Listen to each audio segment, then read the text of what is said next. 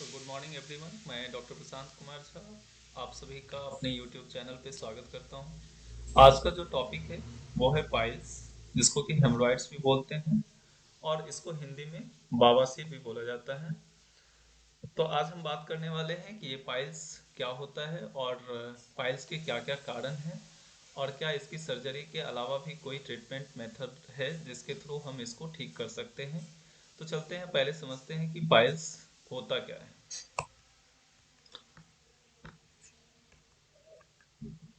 तो इस पिक्चर में जैसा आप देख पा रहे होंगे कि ये रेक्टम का इंटरनल सरफेस है, जिसमें कि जो ब्लड सप्लाई होती है ब्लड वेसल्स से, उस ब्लड वेसल्स का इन्लार्जमेंट हो जाता है और इन्लार्ज होके वो कभी कभी अंदर रहता है और किसी किसी कंडीशन में जब वो एडवांस स्टेज में पहुंचता है तो वो बाहर निकल जाती है, जिसको प्रोट्रूडिंग पाइल्स या एक्सटर्नल पाइल्स भी बोला जाता है।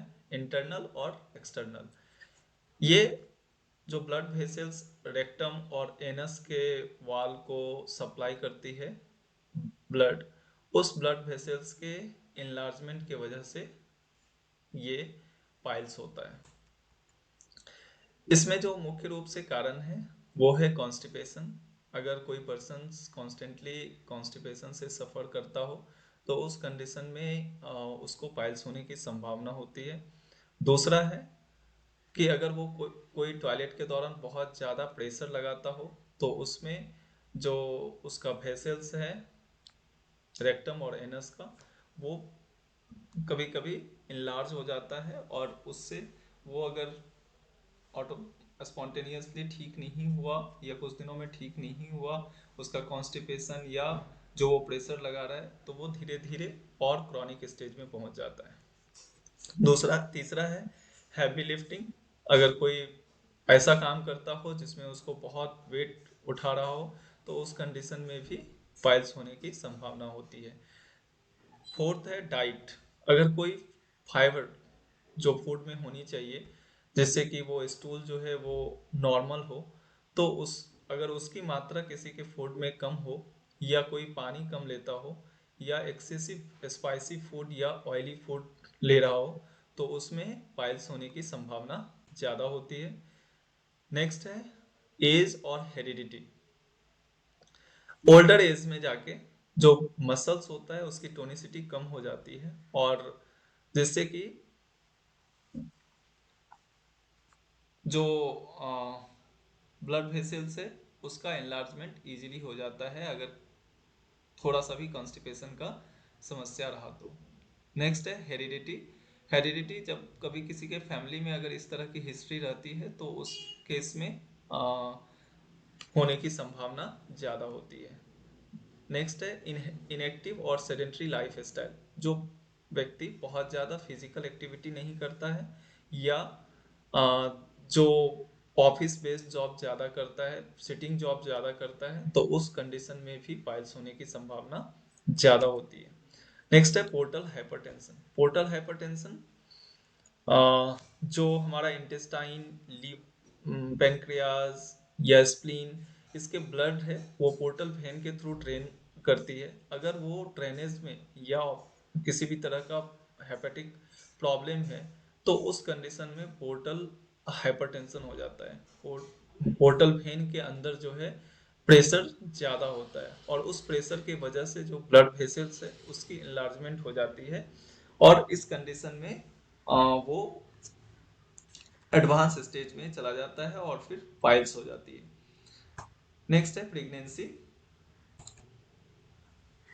अब बात करते हैं कि ये पाइल्स कितने तरह के होते हैं। जैसा कि मैंने बताया था कि अगर ये रेक्टल के अंदर के वेन का enlargement हुआ तो इंटरनल पाइल्स, और अगर वो एक्सटर्नल एरिया या एक्सटर्नल ली प्रोट्रूड होके बाहर आ जाता हो, इनलार्ज होके बाहर आ गया हो, तो उस कंडीशन में इसको एक्सटर्नल पाइल्स बोलते हैं। इसका 4 ग्रेड होता है, मतलब इसको अगर आम भाषा में समझने की कोशिश करें तो इसमें 4 स्टेज होता है। पहला स्टेज है जिसमें कि प्रोलेप्स नहीं होती है, सिर्फ जो ब्लड वेसल्स है वो इनलार्ज हो जाता है या प्रोमिनेंट हो जाता है। नेक्स्ट जो सेकेंड स्टेज है जिसमें कि प्रोलैप्स होती है सिर्फ जब प्रेशर लगाता है या प्रेशर देता है, तो उस समय वो प्रोलैप्स होता है, पर स्पॉन्टेनियसली स्वतः वो अंदर चला जाता है। तीसरा जो स्टेज है जिसमें कि प्रोलैप्स होती है और उसको मैन्युअली जब तक आप पुश नहीं करेंगे तब तक वो अंदर जो आपका प्रोलैप्स होके बाहर आया है वो अंदर नहीं जाएगा। और फोर्थ स्टेज है जो सबसे एडवांस स्टेज है, जिसमें कि प्रोलैप्स जो है वो मैन्युअली भी रिड्यूस नहीं होता है, वो कॉन्स्टेंटली बाहर ही रहेगा प्रोलैप्स होके। तो उस कंडीशन में जो रेक्टल एग्जामिनेशन के बाद आपको पता चलेगा, या खुद जो व्यक्ति सफर कर रहा है इस बीमारी से, तो उसको ये पता चलेगा कि देयर इज समथिंग जो बाहर निकला हुआ है और वो अंदर नहीं जा रहा है। तो इस कंडीशन में वो खुद बता सकता है ऐसा कंप्लेन आके, या आप जब रेक्टल एग्जामिनेशन करेंगे तो उस समय आपको एग्जामिनेशन फाइंडिंग जो है उसमें मिलेगा कि ये कॉन्स्टेंटली बाहर है। तो ये और यही कभी कभी क्या होता है कि रप्चर हो जाता है वो इन लार्ज ब्लड वेसल्स, और रप्चर होने की वजह से उसमें ब्लीडिंग होने लगती है, तो उसको ब्लीडिंग पाइल्स बोलते हैं। और अगर वो ब्लीडिंग नहीं हो रहा है तो उस कंडीशन में, उस स्टेज में उसको blind piles, BLIND, blind piles भी बोला जाता है। इसके कुछ होम्योपैथिक मेडिसिन है, अगर वो टाइमली स्टार्ट ट्रीटमेंट किया जाए तो उससे पाइल्स को ठीक किया जा सकता है। जैसे एक है एलोसोकोट्रिना।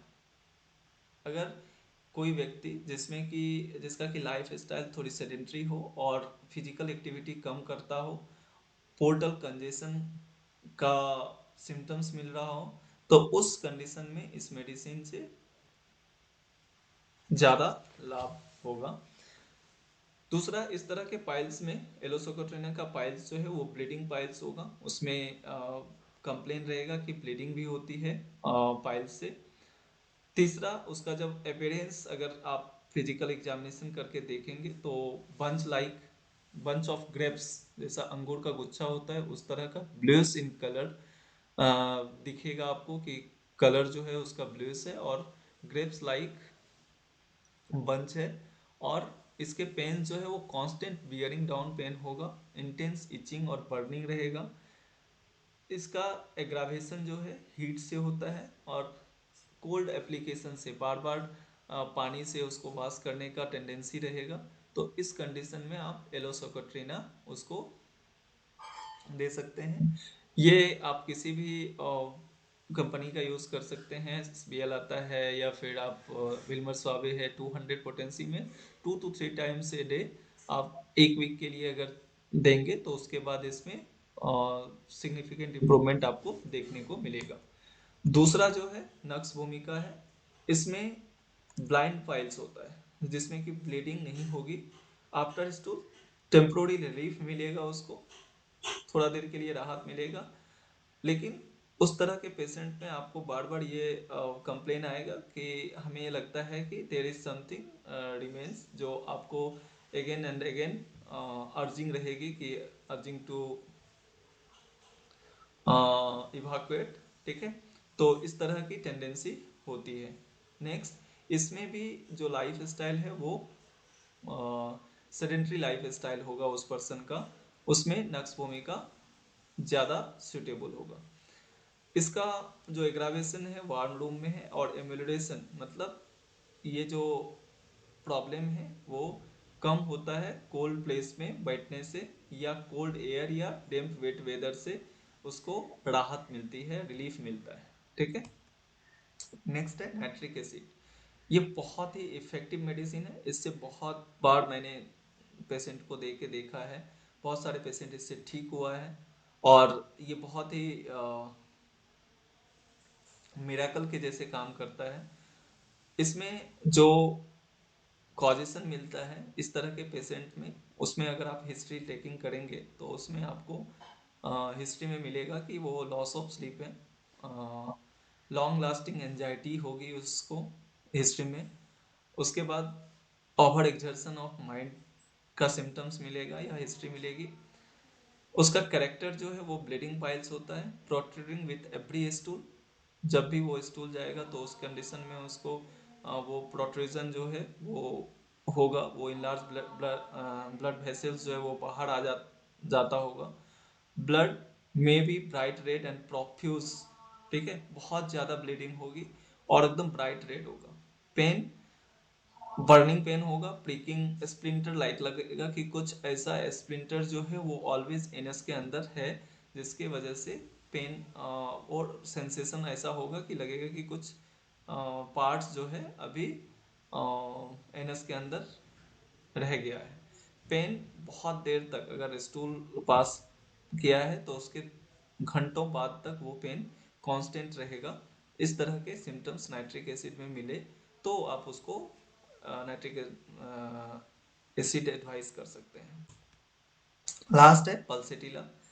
इसमें जो पेशेंट है उसका एक बहुत ही स्ट्राइकिंग और पिकुलियर सिम्टम्स मिलेगा जब आप केस टेकिंग करेंगे। तो थर्स्टलेसनेस का जो है वो कॉन्स्टेंटली आप कंप्लेन करेगा कि हमें प्यास लगता ही नहीं है। और दूसरा, जब आप उसका टंग देखेंगे तो एकदम कंप्लीटली वाइट कोटेड टंग होगा, ड्राई रहेगा। और इस केस में जो हेमरॉइड्स होती है वो अक्सर प्रेगनेंसी के दौरान, ड्यूरिंग प्रेगनेंसी, जो मैंने आपको कॉजेशन के स्लाइड में बताया था कि जो पाइल्स का कारण है उसमें एक प्रेगनेंसी भी है। तो प्रेगनेंसी के दौरान अगर किसी को हेमरॉइड्स हो रहा है, पाइल्स हो रहा है या बवासीर हो रहा है, तो उस कंडीशन में आप पल्सिटिला के लिए सोच सकते हैं। और मेंस्ट्रुअल पीरियड के दौरान अगर किसी को हो रहा है तो भी आप इसके बारे में सोच सकते हैं, ये मेडिसिन आप प्रिस्क्राइब कर सकते हैं। नेक्स्ट है कि इम्प्रूवमेंट जो होती है जिससे इसको राहत मिलती है, अगर लाइंग डाउन, अगर पाइल्स में पेन हो रहा है और ये सो गया हो तो उस कंडीशन में सोने से इसको रिलीफ मिलेगा। और गर्माहट से या गर्म जगह से, गर्म रूम से, गर्माहट से इसको पेन में या पाइल्स के सिम्टम्स में और ज़्यादा एग्रावेशन होता है। ठीक है, तो इस तरह के अगर सिम्टम्स आपको मिल रहा है तो उसमें आप पल्सेटिला प्रेस्क्राइब कर सकते हैं। थैंक्स। अगर आप इस तरह के वीडियो और भी देखना चाहते हैं तो इस चैनल को लाइक, शेयर एंड सब्सक्राइब करें ताकि आपको इस तरह के कंटेंट मिलता रहे। और अगर आपको कोई और भी कंटेंट जिस पे टॉपिक जिस पे कि आपको वीडियो देखना है या चाहिए तो उसके लिए आप टॉपिक जो है कमेंट में लिख सकते हैं। धन्यवाद।